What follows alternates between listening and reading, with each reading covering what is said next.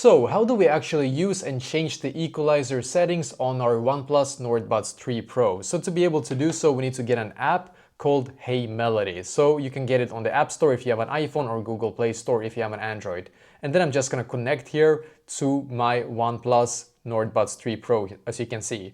Now what I'm going to do, I'm just gonna grab the app here, and then on the devices section here, just scroll down and click on Sound Master EQ here, as you can see.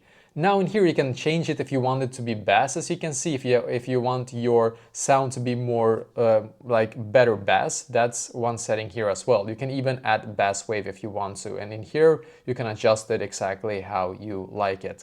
And you can also add equalizer right here, as you can see. And this one you can have it custom, you can see. And once you actually click away from it, it's gonna save here, as you can see. So you can have multiple if you really want to. Here, of course, you can have multiple actually.